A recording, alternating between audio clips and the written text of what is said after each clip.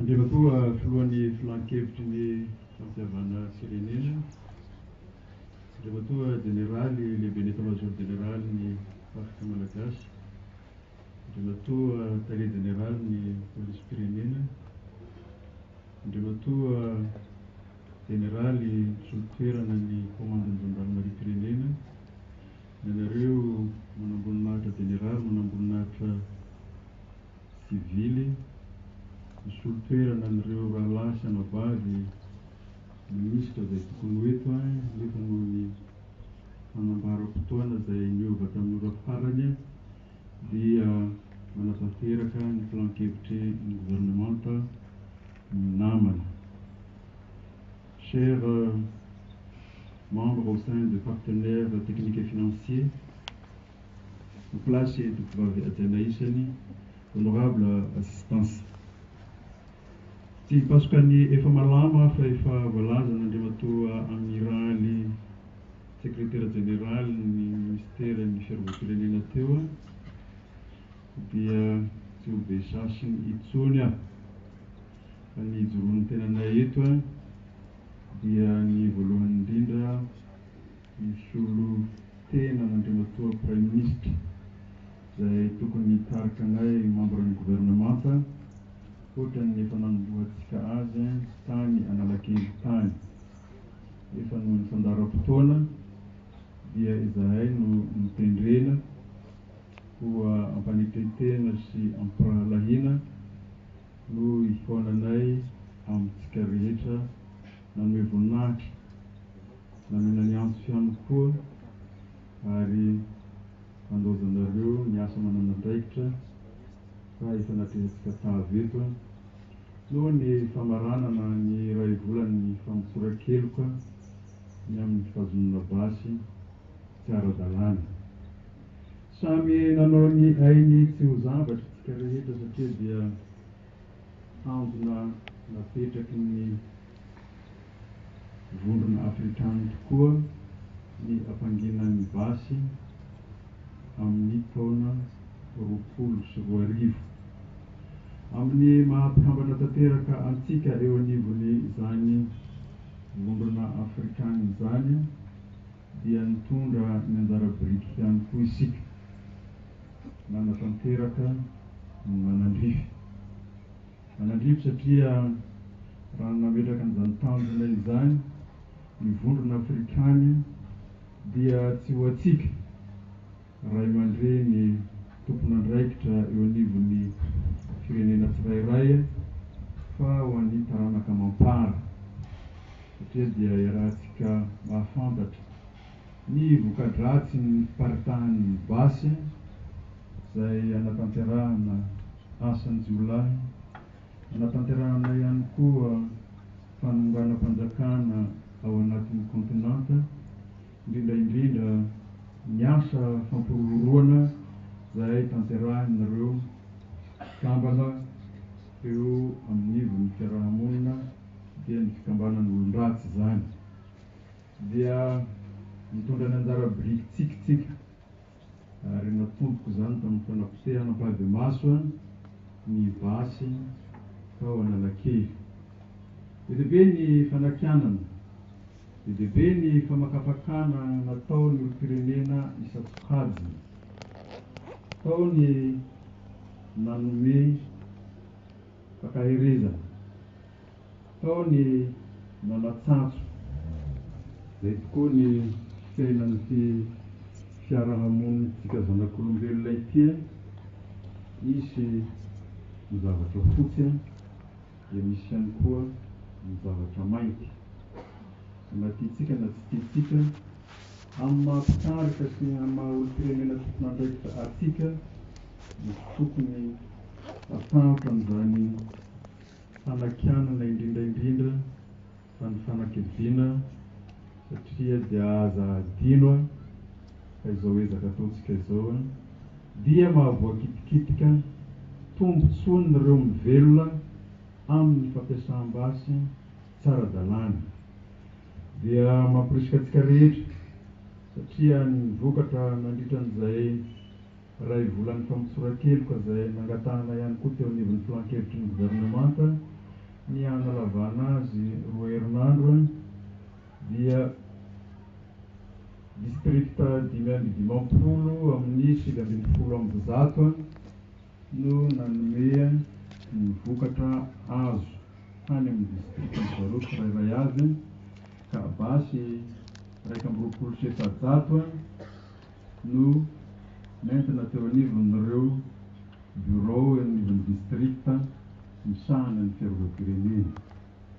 Zany dia misokajy toy izao.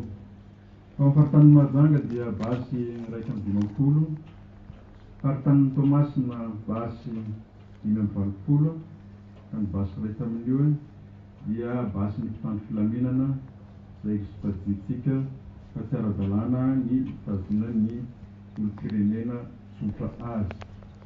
Eto anivon'ny faritany Antananarivo dia 530, faritany Fianarantsoa 480, faritany Mantsiranana 130 ary ny faritany Toliara 750.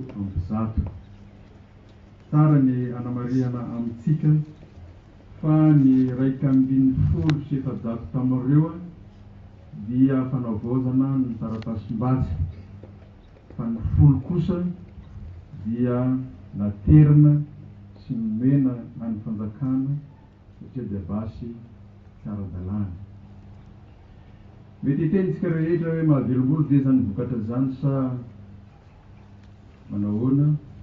Raha ny tenanay manokana dia mamporisikatsika rehetra andray ny andraikitra manandrify. Entanina ihany koa ny ao amin'ny ministera ny atitany sy ny fitondram-pahefana satria dia ry zareo no miandraikitra ny distrikta 720. Tsy dia tasa manila akory no nanome ny vokatra, dikan'izany raha ataoko teny mahitsy sy mivantana dia mbola tsy tratra ny tanjony. Zany tsy hoe hoentina manakivy atsika dia aleo mandeha tsy moramora toy izay resin'ireo mpanatsatso sy ireo mpanakivy. Vokatra zay ary vokatra azo iengana satria dia voalohany amin'ny tantaran'ny firenetsika tokoa ity iray volan'ny famontsoran-keloka amin'ny fitanam-basy tsy ara-dalàna. Eto dia manararoatra satria ny fotoana nahifonana sahalo amin'izao matetika dia mitondra ny feo avy amin'ny olom-pirenena malagasy tsy vaky volo ny tenanay raha mijoro eto. Nataotsika aiza ny basy tsy ara-dalàna ny voaka teo amin'ny Serana tsambo ny Toamasina tamin'ny fahandrony.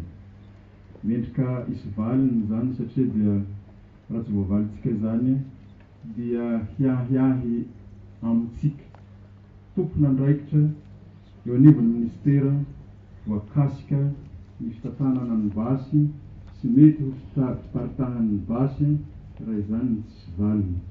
Ohatran'izay ihany koa ny basy tsy ara-dalàna izay voasakana tao am-tampon-tanàna ny Toliara tamin'ny fahandrony. Ireny tsara ny sin'ny fahazavany fitantanana n'ireny basy miditra eto anivon'ny tinosondrazatsika ity ary fantatra fa tsy ara-dalàna. Marina fa mbola ilaina ireny amin'ny famotorana. Ilaina ihany koa ny mety ho porofo mahakasika ny olona voakasikasika tamin'ireny ataoko hoe asa na fijiliana basy tsy ara-dalàna ireny. Fa mila hazavaina amin'ny olom-pirenena mpiray-tanindrazana amintsika aiza ny nametrahana anazy mba hampazava ny toe-tsaindry zareo ka tsy hananan'izy ireo ahiahy amintsika.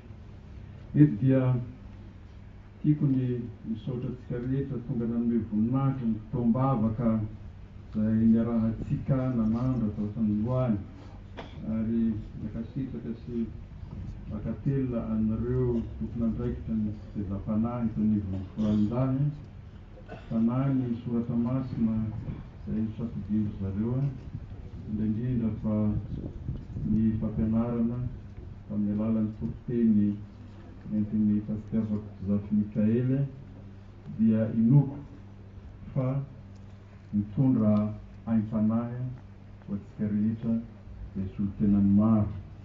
Haim-panahy tokony hamentana antsika kiady amin'ny faritahan'ny basy mba hisy ny fandriampahalemana eto amin'ity nosondrazantsika ity. Ka ho totokoa ny voalaza tao amin'ny vakiteny izay niara noenoantsika sy norenesitsika dia ny Mika 4:4-5 ka hatramin'ny 7 dia ny hoe dia nefiny samba no fangady ireny ary ny lefiny atao fanefezam-boaloba. Raha itsika rehetra zao no miara-misalahy amin'ny ady amin'ny faparitahan'ny basy dia fotoa ihany koa ilay soratra masina, ny teny ao amin'ny soratra masina izay no safidintsika ho ivony ny fotoam-bavaka iny dia ny hoe didy vaovao no omeko anareo dia ny mba hifankatiavanareo. Eny, aoko ho tahaka ny nitiavako anareo no mba hifankatiavanareo kosa. Itsika olo-pirenena malagasy dia mino an'Andriamanitra ary mino aho fa mihoatra ny atsasamanila tamintsika zao dia miditra fiangonana omaly.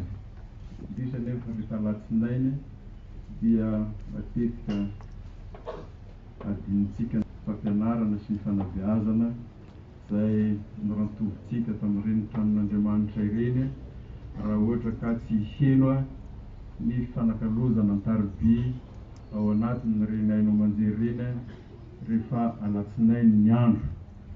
Ka amin'ny maha-tompon'andraikitry ny fiarovam-pirenena ny tenanay dia ampanetretena no niantsonantsika rehetra tompon'andraikitra mba tsy ho isika no hitenenina ratsy ny toeram-piasantsika tsirairay avy ary aoka antsika rehetra mba tsy ho tarivato ilambava fa ny haim-panahy izay ratovintsika isaky ny alahady dia ho ampiharina mandritra n'ilay enin'andro tsy hidirantsika ny tranon'Andriamanitra. Honorable assistance, mesdames et messieurs, c'est toujours un plaisir de se retrouver, surtout devant une auguste assemblée. L'Union africaine s'est fixée à travers sa vision de faire taire les armes à l'horizon 2020. Je ne vais pas disserter pourquoi l'Union africaine a déterminé cette vision. Tout simplement, Madagascar, en tant que pays membre à part entière de l'Union africaine, a bien voulu apporter ses parts du briques par la destruction des armes détenues illégalement et qui ont été ramenées auprès des responsables étatiques. Ces armes ont été détruites sur la place du parvis de l'hôtel de ville d'Amalakir. Beaucoup d'encre ont coulé, des commentaires qui cherchent à nous réconforter, des commentaires également qui veulent nous affaiblir à travers notre entreprise. Ce que j'ai à vous dire, c'est de vous féliciter à continuer et aller toujours de l'avant. Je félicite tous les partenaires des ministères concernés par la lutte contre la prolifération illicite des armes légères à petit calibre, notamment le ministère de la Défense nationale, le ministère de la Justice, le ministère de l'Intérieur et de la Décentralisation, le ministère de la Sécurité publique, le secrétariat d'État auprès du ministère de la Défense nationale chargé de la gendarmerie nationale et également le ministère de la Communication et de Relations avec les institutions qui a bien voulu nous aider à travers la communication relative sur le mois de l'amnistie que nous avons débuté cette année. C'est une grande première dans les annales de l'histoire de Madagascar. Et sachez qu'il faut toujours, comme disait un de nos dirigeants dans le temps, l'essentiel c'est de commencer, le devoir de continuer une fois la route tracée. Je vous encourage donc à atteindre les objectifs avec la vision de l'Union africaine de faire taire les armes à l'horizon 2020. Nous n'avons pas droit à nous arrêter au début. Nous devons agir et commencer, même si c'est lentement, mais sûrement. Sur ce, je vous encourage toujours à lutter contre ces fléaux, car quoi que nous disions, les droits de l'homme, avec toutes ses composantes, reste toujours une coquille vide tant que la prolifération des armes légères de petit calibre circule encore et fait des dégâts tant en milieu urbain qu'en milieu rural. Citoyens malgaches, ressortissants étrangers qui vivent dans cette grande ville dénommée Madagascar, je vous invite à ne pas baisser les bras, quelles que soient les interprétations, quels que soient les commentaires à travers notre ambition qui est de ramener les armes.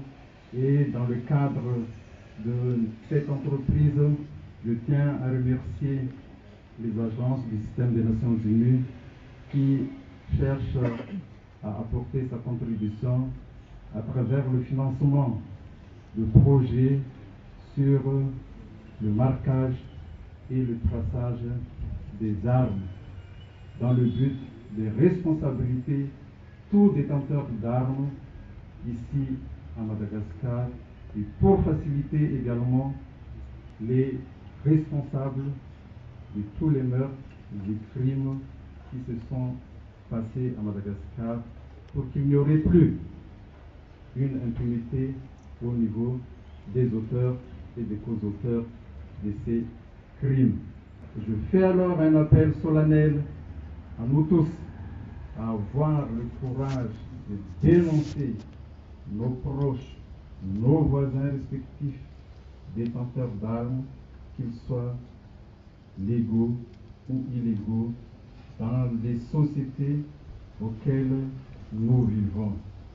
Vive l'Union africaine et que sa vision soit concrétisée. Mesdames et messieurs, je vous remercie de votre attention et je déclare clos le mois de l'amnistie sur les armes illégales. Je vous remercie.